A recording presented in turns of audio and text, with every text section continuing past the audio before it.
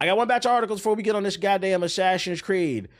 We got an update. Yesterday, I covered an article about how there's a strike going on in the Marvel Rivals community because I guess some content creators said some bad things about healers, and now they're butthurt and they don't want to heal anymore. So now season 2 of Marvel Rivals is a hot mess to the point where I was reading the comment section. I never said Marvel Rivals was dead. I said Marvel Rivals, they're in the yellow. They need to make some changes, because if you piss off enough people within a year or two, it could go downhill. You're never too big to fail. But people were putting words in the comment section. They were putting words in my mouth.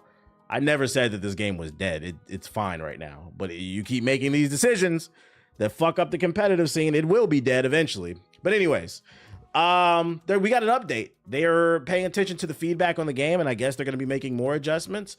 And they announced it in this new dev diary. They didn't do a video, just an article. Dev Talk Volume 13, Seasonal Balance and Competitive Performance. Hey Rivals, with the launch of Season 2, we've been closely monitoring the game environment and feedback from the community. Lately, we've noticed 2 hot topics generating a lot of discussion: the impact of balance adjustments and the performance ratings of various classes in ranked play. As such, we want to take a moment to clarify and communicate these 2 points. That's the danger of these types of games. The dynamics can shift so fast. Yes, you are always one patch away. You're always one patch away from a live service game failing. And that's what, like, I liked the game last month. I don't like it this month. I'm gonna move on to something else. At least they're addressing it. Yeah, they're transparent. I'll give them that. That's facts. So number 1, season changes and mid-season balance adjustments. In the previous season, the focus was key abilities and energy management for ultimates, resulting in a more stable combat pace. However, season 2 shifts the spotlight to coordinated attacks and focused targets, along with necessary collective protective strategies and counter attacks, which have led to a more intense combat rhythm. In this fierce environment, strategists face increased pressure, needing to monitor teammates' health closely while carefully using their key abilities and being mindful of their positioning on the map. Basically, there's going to be a difference between a good and a bad healer. You're going to have to manage your resources and know when to rotate. Meanwhile, vanguards and duelists must not only attack effectively, but also provide better protection for the strategist to achieve victory. Translation: you niggas need to learn to peel. You guys are crying that your healer is 0-11, but the fucking tanks and DPS is never peel. I haven't played this game in weeks. I bet you some of you still don't know what the word peel means. Like, in the upcoming patch, we will enhance the damage capabilities of certain strategists to elevate their threat levels, which in turn will increase team composition possibilities. Additionally, we will make minor adjustments to a few heroes. For example, Groot and Captain America will see slight reductions in survivability. I heard Captain America is a menace. I've seen some clips. Spider-Man's amazing combo damage range will be slightly decreased. Fuck, I thought TBH was a capitalist. Why y'all keep gifting subs to the community? Shout out to Tevin with the sub, appreciate it. Bitch. Doctor Strange will require less energy for his ult, and Winter Soldier's tainted voltage and team up ability will be slightly buffed. What? Yo, what's going on? This is, see, you know, I was liking what I was reading. They said we made a mistake. We finna give a buff to the healers, get them right. I heard Captain America's a menace, so they gave him a slight, you know, reduce. Okay, a little nerf, that makes sense. Why do y'all keep buffing this dude? This is like the 4th buff in a row. That makes me not want to come back. Before it was because the healers were on strike. Now you're buffing the guy who has one of the easiest fucking ults in the game. What the fuck? Since this is a mid-season balance adjustment, we aim to be cautious, keeping changes minimal to enhance the experience of certain heroes without drastically altering the overall meta. As we move into Season 2.5, with Ultron's arrival and a new team-up ability adjustments, we'll consider broader, more comprehensive balance changes. I think the trouble for live service games is the attention span of some gamers. They will move on to the next thing so quickly, and you can only work so fast on getting out new content. Yeah, there's more competition than ever. That's why I try not to worry about it too much. Nothing will beat a classic old single player game, you know. Set the lights, put your headphones on, and just get immersed in the game. You don't have to worry about all these goofy ass updates. I don't have to worry about a patch ruining the gameplay loop. Yo, shout out to LeBig K with the sub, appreciate it. All right, number 2 they want to focus on. Competitive performance points. In each match, hero performance rating is calculated based on the average key combat data for the hero at the player's current rank. The more a hero's key combat data exceeds the baseline for their rank during the match, the better their performance rating, and vice versa for poor performance. Of course, these stats are adjusted based on hero usage time to ensure they aren't skewed by playtime. If a player uses multiple heroes in a match, performance rating will be weighted according to the usage time. That makes sense. We've noticed that compared to previous seasons, a small number of duelists have a slight advantage in performance rating in Season 2.0, while some vanguards and strategists can face a slight disadvantage. You guys aren't getting as many points. However, most heroes remain balanced. In the upcoming patch, we will optimize the performance rating calculations based on the latest data to ensure fairness across all heroes.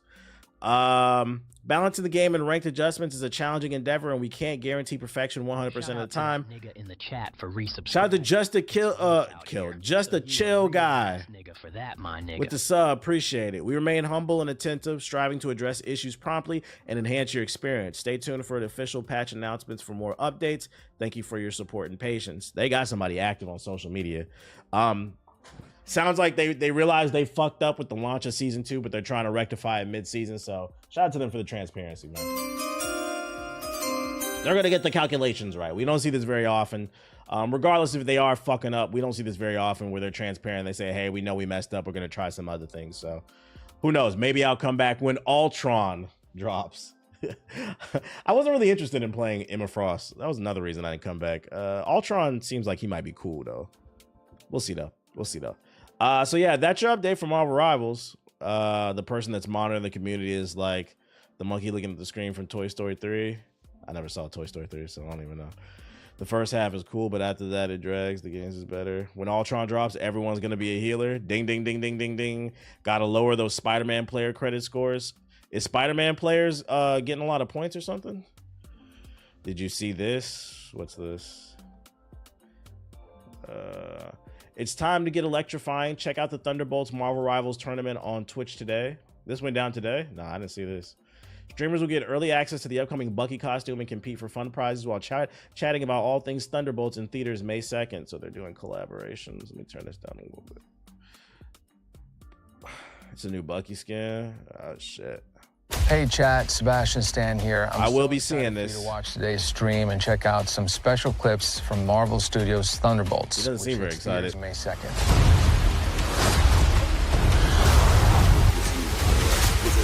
Go get your tickets now, and also make sure to check out the custom Bucky skin, which also drops on May 2nd. It's so.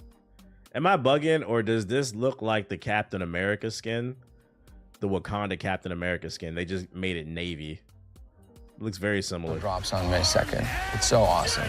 The streamers today got an early access. I hope you all love it. Armed and Dangerous. Again.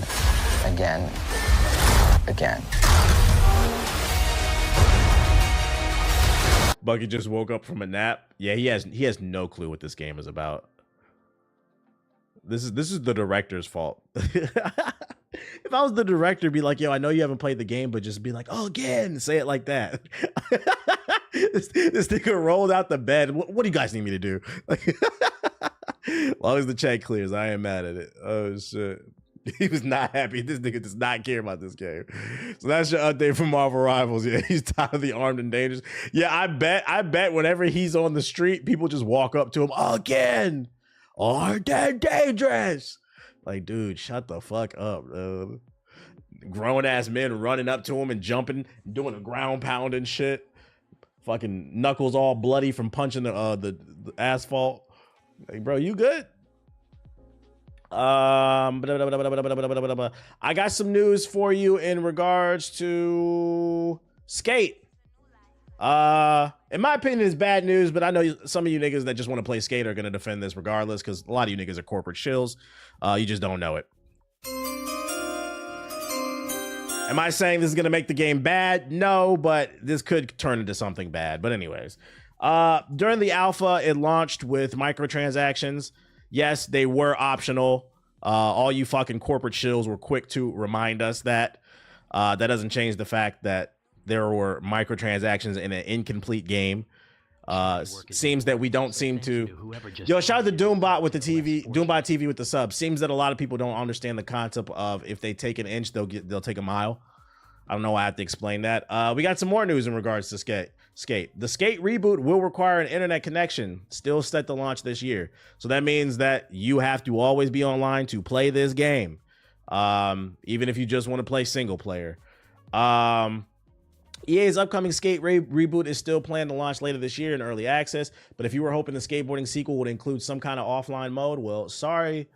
In 2020, after fans begged EA for years and years, the company confirmed if it was making a new Skate game. In 2022, early in-development footage of the Skate reboot leaked online. A few months later, just yapping. On April 24th, EA posted a lengthy blog about Skate.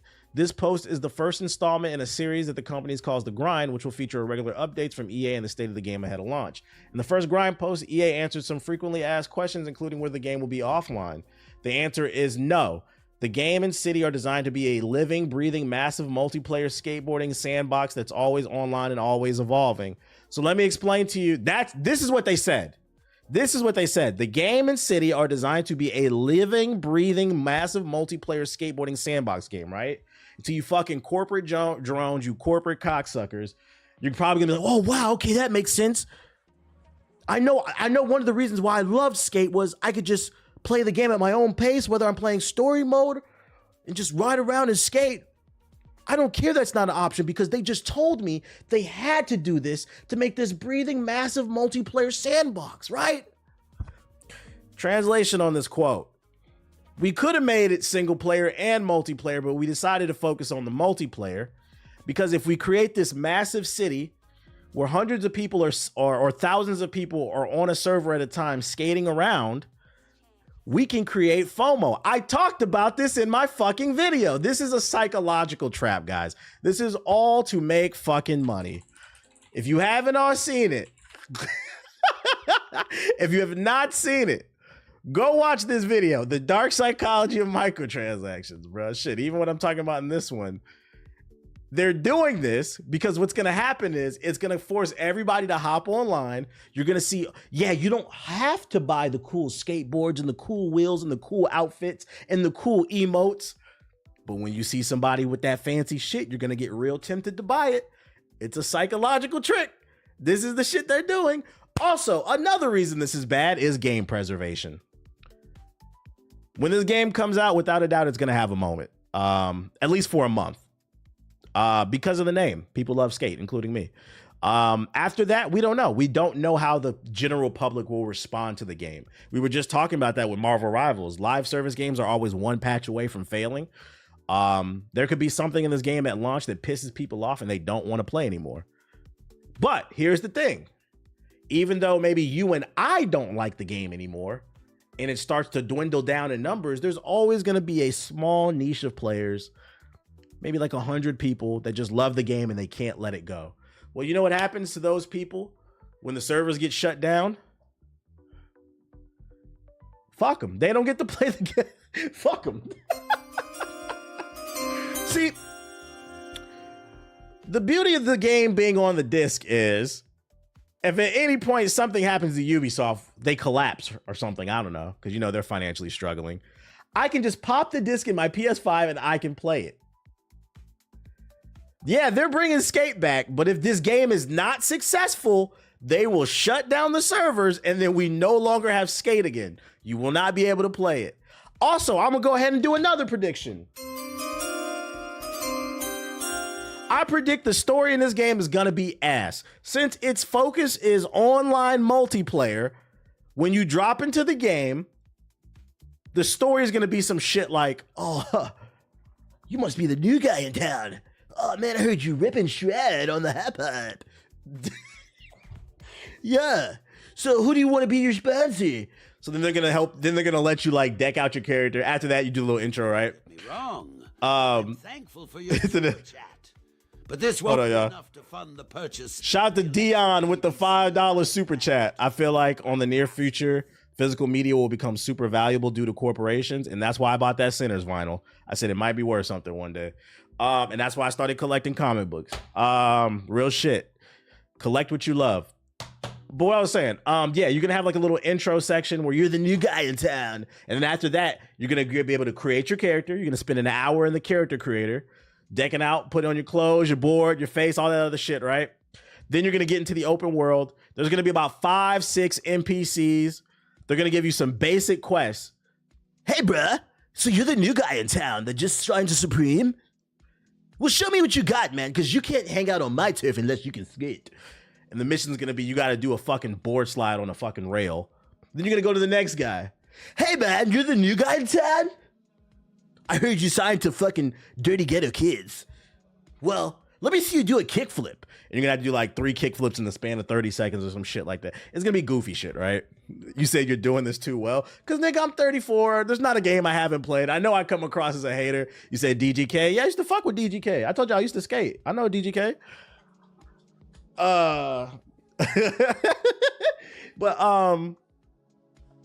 it's going to be goofy shit. And then after you do a few of these little goofy side quests, it's mostly going to be free roaming.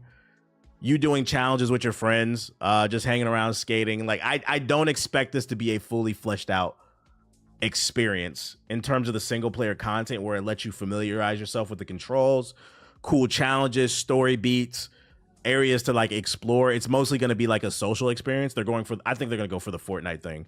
Tony Hawk Underground was fire. It was fire. The skater voice is perfect. It sound like Cartman.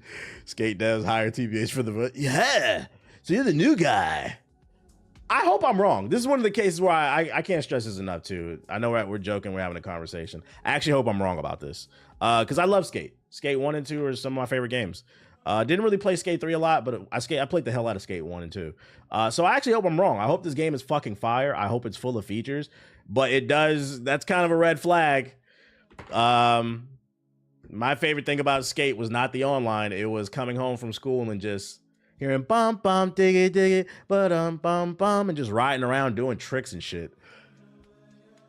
Playing the story mode. Trying to get a big combo, but we'll see. We will see. What I will say is if they do take this route where it's super focused on the online, it's going to live or die by the content. Not only are they going to have they need to have cool missions and activities for us to do, but they need to constantly be dropping content as well. Because I mean, like I said, you're always one patch away. If I got to spend $20 for a Baker board or $40 for some Supreme clothes, I'm gonna be pissed. Yeah, it feels like the focus is gonna be making money. Not gonna put it in the red. It is in the yellow. It is in the yellow. Also, I can't stress enough too. This is launching in early access later this year. It's not even the full game. Also, correct me if I'm wrong, but hasn't EA shift their focus on making sure the Battlefield comes out next? I think so. This is also another reason why, like, there's been rumors that Fight Night is coming back. And this is why I'm kind of, as much as I love Fight Night, this is not the EA of the early 2000s. This is the EA of 2025. I'm worried if they drop Fight Night, they're going to charge for the gloves, for the shorts. I guess dropping a super bag on a super nigga like me would be super appropriate for a time like this. TBH, you know they're going to riddle skate with microtransactions. Yeah, and there's going to be corporate cocksucker. You don't have to fucking buy it.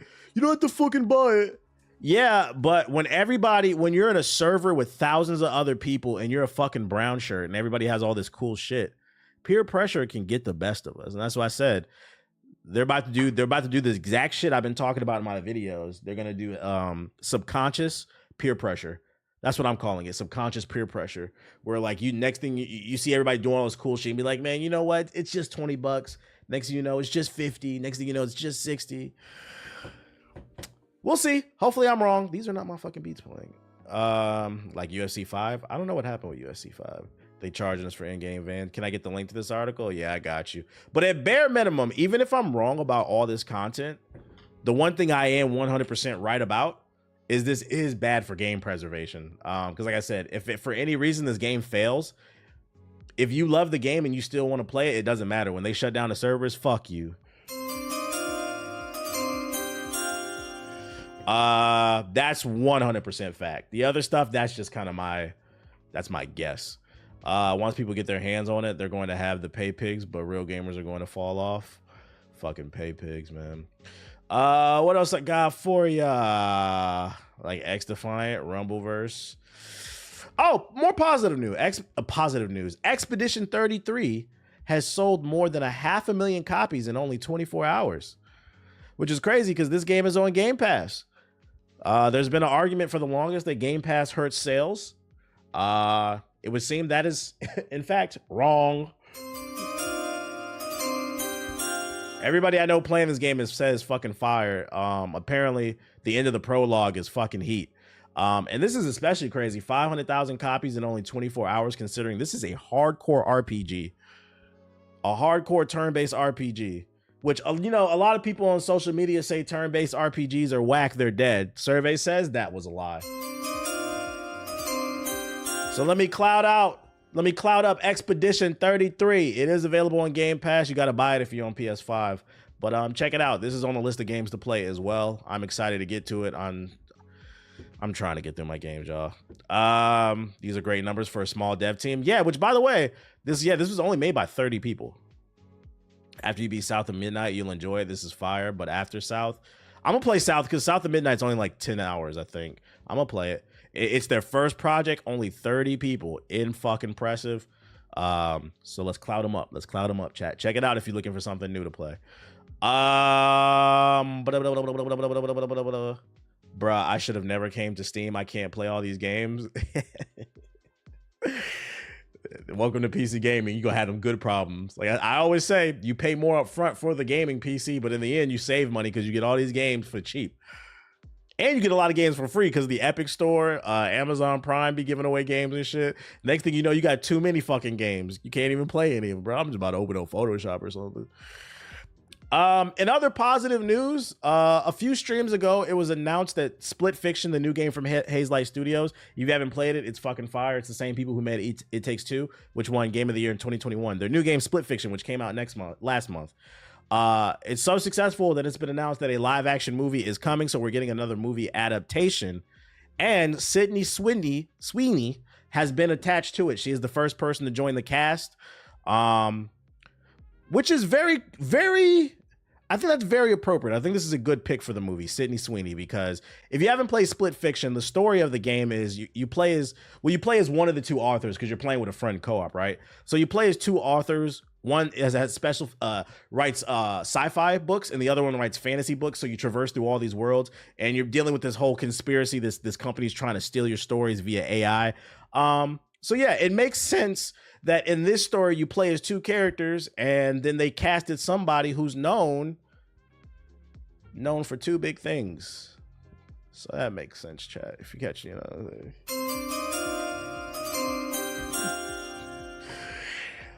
it makes sense. Makes sense to me. I don't know if she'll be playing both characters, but maybe we'll change it to Gooner fiction or something. Let's get out of here before Dr. Umar gets us.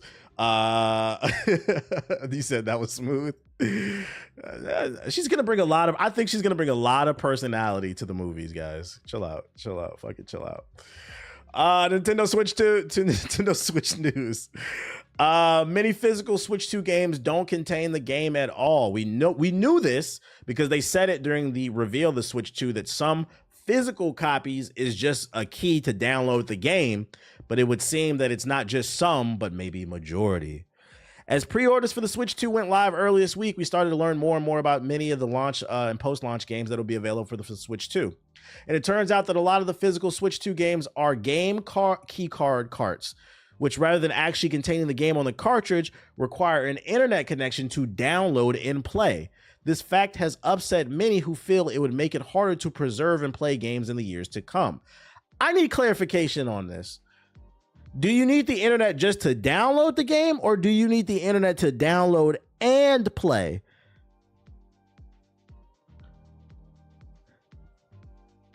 Like, do I need the internet just to play Donkey Kong or Mario? Loyal fan base. Although not as loyal as Amy's dumbass is to me. Because I feel like that's going to defeat the purpose of the Switch. What makes the Switch great is the portability. And when I'm in the house, yeah, sure, I'm connected to Wi-Fi. But what if I'm not in the house? What if I'm on a flight? Can I not play the game? That's going to make me not want to buy it. I'm not going to lie. I need clarification, and we're going to have to look into that.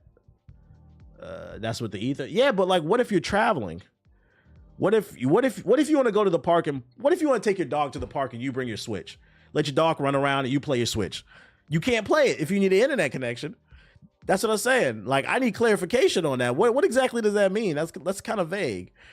Or you're at a hotel. Yeah, you're on a trip, right? You bring your Switch because you know you're going to be at the hotel, right? If you ever traveled I'm not talking to PS4 niggas because we know y'all never left the block. But if you ever traveled, most hotels have garbage internet. So what happens if I can't connect my Switch to the hotel Wi-Fi? I can't play my Switch. We're gonna need care. That I'm not gonna lie. Well, let's keep reading. Earlier this month, after Nintendo officially revealed the Switch 2 via a big direct presentation dedicated to the console, we learned a lot more about it. And the most controversial pieces of info we discovered is that some physical games on the Switch 2 won't actually be physical games.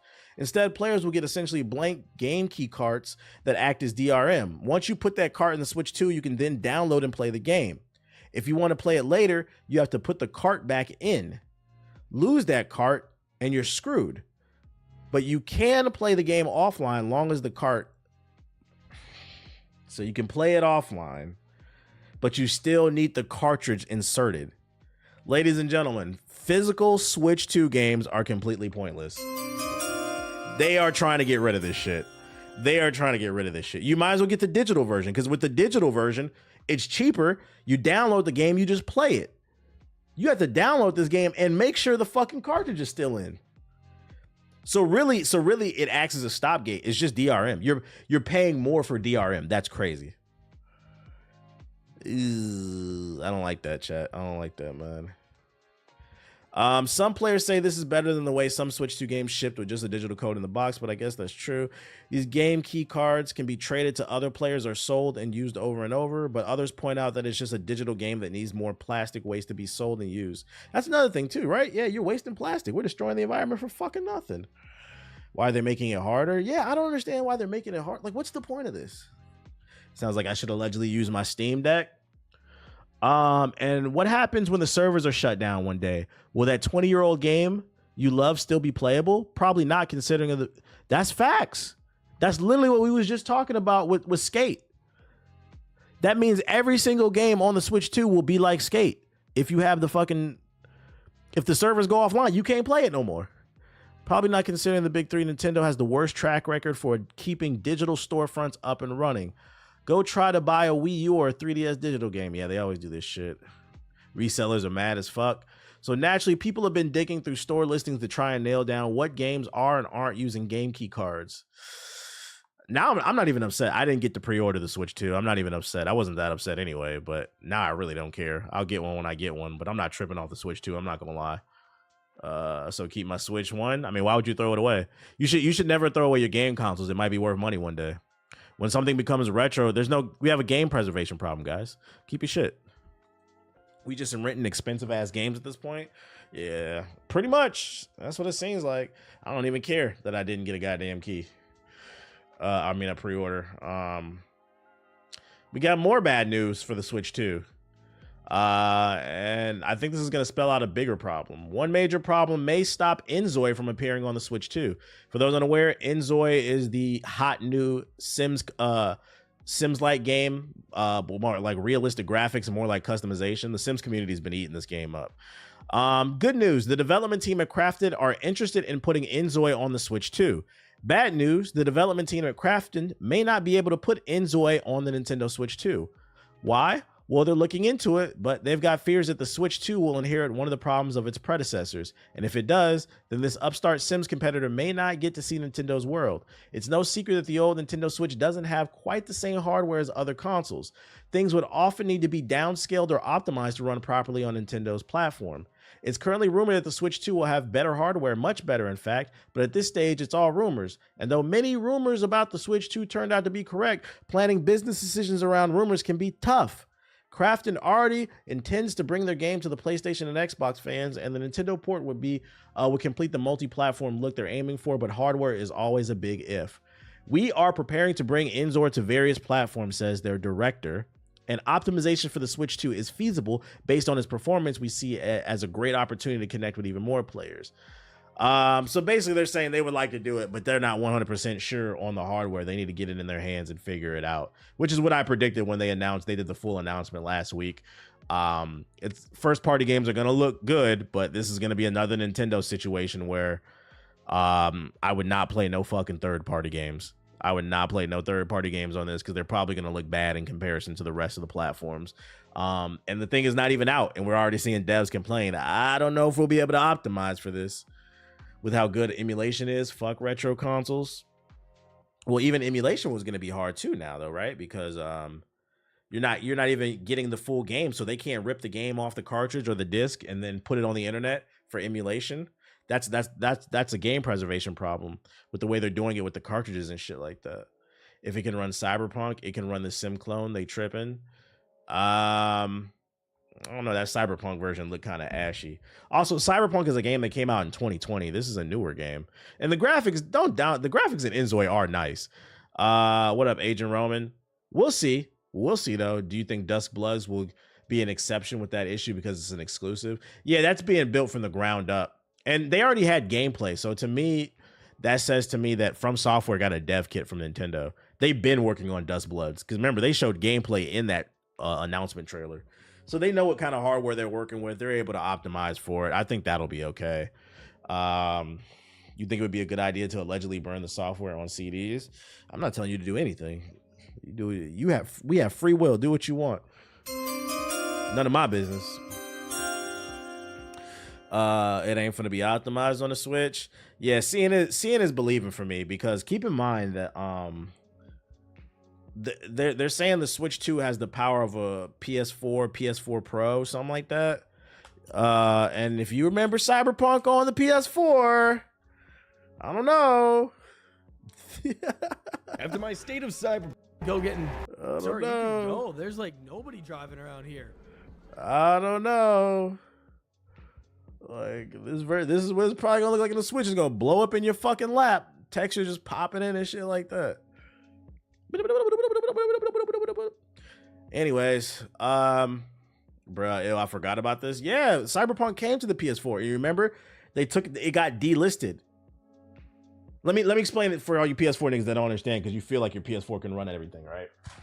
There are certain things that are more GPU intensive, and there are certain things that are more CPU intensive. Cyberpunk is one of those games where it uses both heavily. Reason being is there's a ton of NPCs around the city that are doing things. They have their own lives and their own interactions. That requires a lot of CPU power, something the PS4 doesn't have. And that's why it couldn't run Cyberpunk. It's not just about how the game looks. It's also about what the game is trying to execute. And the more complex codes are involved, the more CPU power you need. So stop saying that I feel like it. You don't want to hear it. So I don't know. It's 50-50 with the Switch too. I don't know. My brother bought the disc, so he beat it on the PS4. Ew. Wait, it's still delisted? Last I checked, I don't know. Somebody trying to buy that shit? What the fuck? Dune news. Dune Awakening's getting the largest beta yet next month, and it'll be open to tens of thousands of players for those that were interested in it. Dune Awakening arrives this June, but there will be an opportunity to check out its sandy survival action ahead of its full launch. Developer Funcom has announced it's holding the game's largest beta yet in May, with keys being made available to tens of thousands of players. Funcom unveiled Dune Awakening in 2022 as part of its deal to make at least 3 games set in the Dune universe. It whisked players to Arrakis for an open-world multiplayer survival adventure drawing from Frank Herbert's sci-fi novels and Denise, I don't know how to pronounce her name, film adaptations. Dune Awakening has been in closed beta for over a year now, but with the full release now looming following a brief delay, Funcom is preparing one final large-scale beta blowout that'll run from the 9th to the 12th of May. The studio is calling it Dune Awakening's largest beta yet, with a huge number of players joining compared to previous betas. Is anybody interested in this game? You're a true PS4 racist? Absolutely. Absolutely. I'm indifferent about this game. I got to see some reviews for me to get excited. I'm not 100% sure. It looks okay, but there's just so many games to play. I'm already drowning already, man. Assassin's Creed really put it really fucked up my plans. They said the game was going to be small. The game is too damn big. They tried to get Shroud to endorse this. It's looking kind of ashy. What does the PS4 racist flag look like? It's just an American flag with a PS4 on it, and then the cross sign out, the stop sign, just crossing it out. Like, get the fuck out of here, bro. Apologies in advance. Get ready to spam the fraud alert. What's this? Pow World, more than just pals. First of all, why do you know about this? What lies inside the mysterious world tree? An exciting school life filled with cute pals. Will you remain friends or fall in love or dismantle and eat them? Your dream school romance starts here. This is Power World. Is this like Power World from... Oh, yeah, because Pocket Pair made the game. So they're making a spin-off dating game in the Power World universe. Why do you know about this? This shit was not in my algorithm, nigga. What the fuck? Since we're here, fuck it. Oh, shit. Power World presents. Shout out to that nigga in the chat for resubscribing. It's rough out here. A transfer student with mysterious powers. My nigga. First of all, this is kind of weird. Like, are you playing a human? Is this some bestiality shit? What the fuck is this? Student ID 75, Catrice. You won't be able to take your eyes off of me. A cute, shy boy, timid, useless, and provoked. Student 55, chill it. I don't care how cute you think I am. Please don't pet me. A flirty senpai who wants all the boys. Bro, what the fuck am I looking at, dude? Bro, what is this? This is nasty.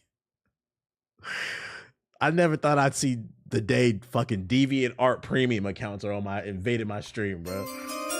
We're out of here, man. You there, handsome? How about we have some fun? This horny ass game. If you niggas who pre-ordered? I wish you could see who pre-ordered this shit. Boy, fucking. Oh, sweet. You only need a GTX 560 and 4 gigabytes of RAM and an i3 to run it? Oh, it's gonna get naughty. Y'all niggas is nasty, man. Y'all niggas is nasty. Is this real? Yeah, I'm on the Steam page. This is real. The deviants they've gotten here. And last but not least, one thing I wanted to show you before we hop into the sub box. This has nothing to do with gaming, but literally just yesterday I was on stream. I forgot how we got on the topic of it. We were talking about the election, and I was saying one of the issues that I have is that people just vote based off of vibes, and like half the chat started laughing. They thought I was making that up. And then people are like, what do you mean? And I'm like, yo, people just vote off who they think is cool. It has nothing to do with policies, how it's going to benefit their lives or whatever. And I swear to God, this is an example of your phone listens to what you say.